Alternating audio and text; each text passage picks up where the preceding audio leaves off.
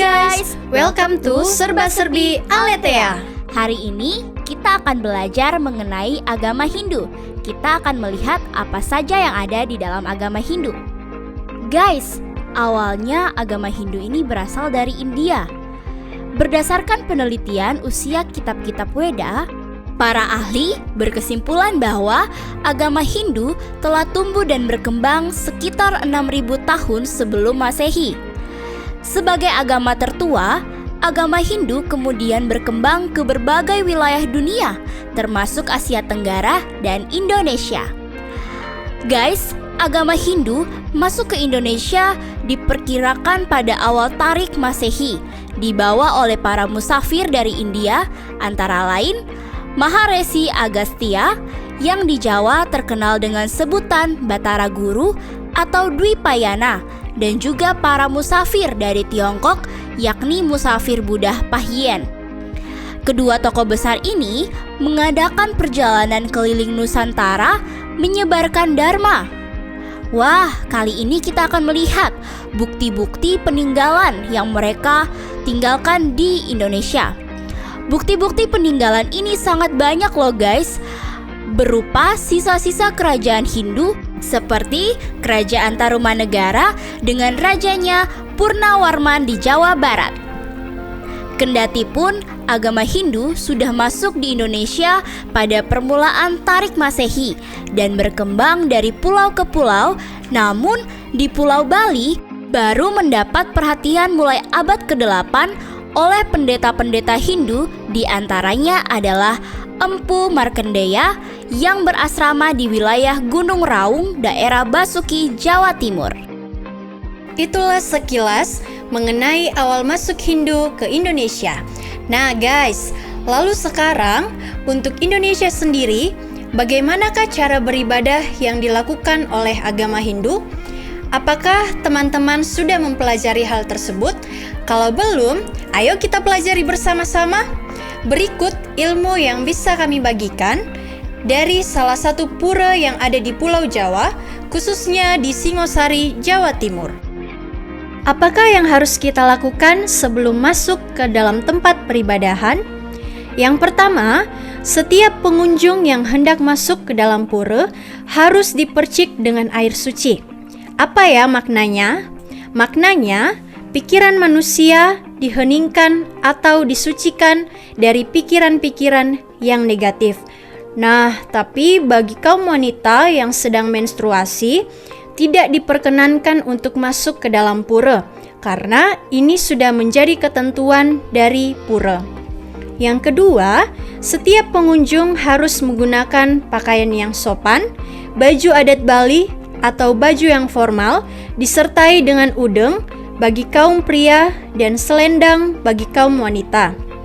Tetapi, di beberapa kasus khusus seperti pengunjung yang tidak bertujuan untuk ibadah, kaum pria hanya menggunakan selendang saja.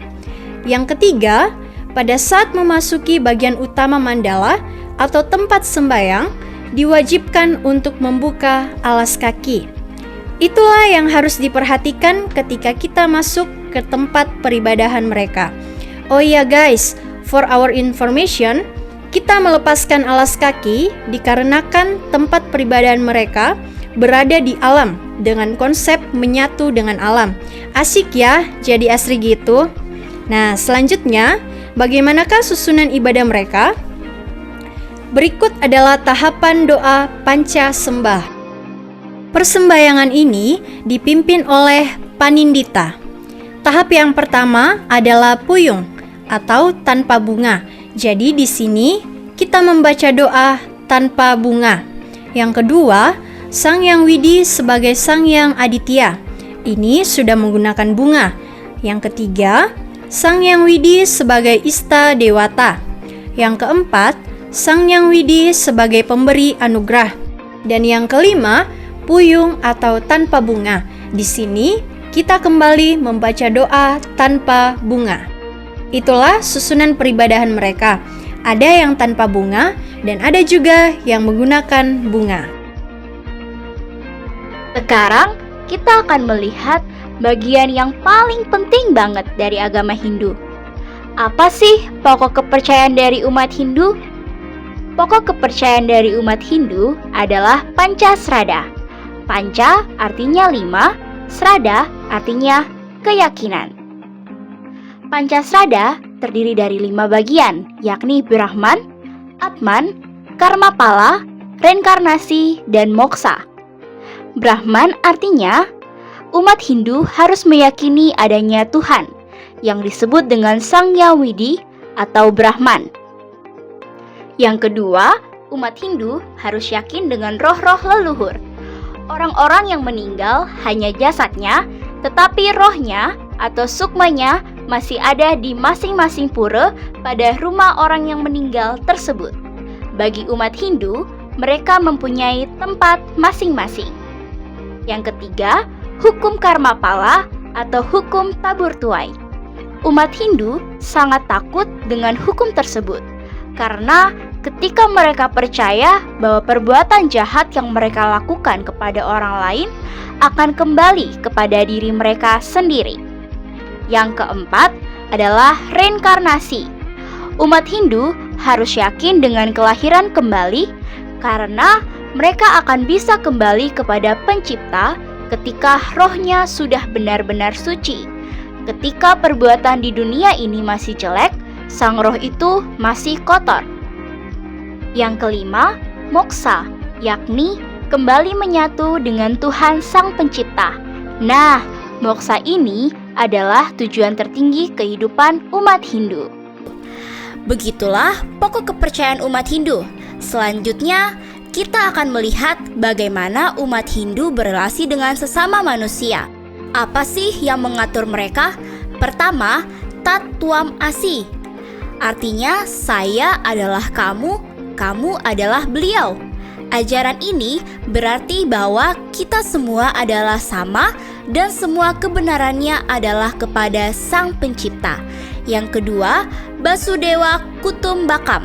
Artinya, kita ini adalah saudara alam semesta atau kita semua adalah saudara. Dan yang terakhir, Trikaya Parisuda. Nah, di sini ada 3 kunci saling menghormati. Pertama, berpikir yang baik, berkata atau bertutur yang baik, dan berperilaku yang baik. Jadi, itulah pokok kepercayaan agama Hindu. Sekarang, kita akan belajar mengenai kitab suci agama Hindu.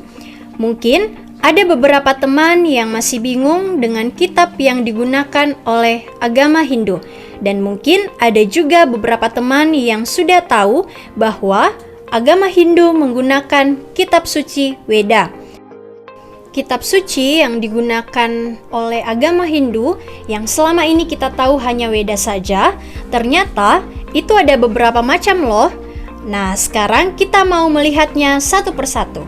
Yang pertama, kitab suci Weda Sruti. Kitab ini berasal dari wahyu Tuhan.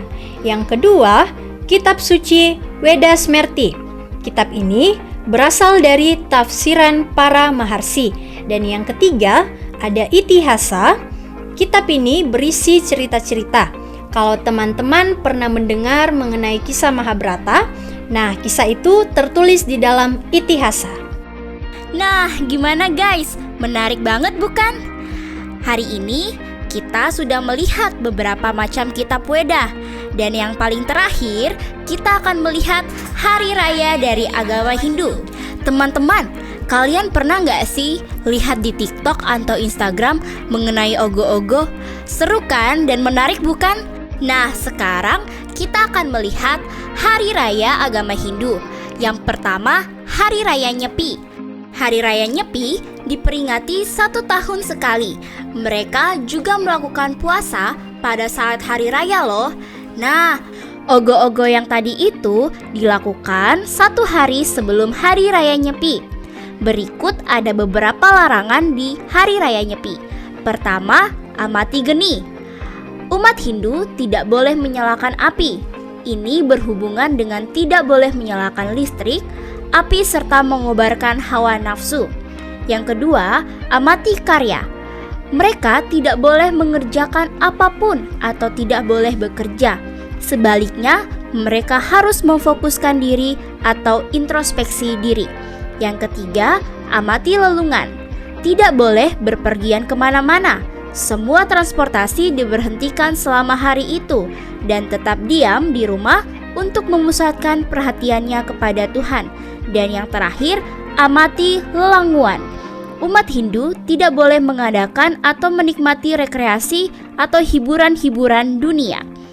Yang kedua adalah Hari Raya Galungan dan Kuningan. Hari raya ini diperingati setiap 6 bulan sekali. Hari raya tersebut untuk memperingati kemenangan yang hakiki. Kuningan merupakan rentetan dari galungan. Nah guys, kuning sendiri melambangkan kemegahan, kemakmuran, dan kesentosaan. Inilah sekilas pengetahuan tentang agama Hindu. Gimana? Menarik kan? Semoga bermanfaat ya. Om Santi Santi Santi Om. Salam toleransi.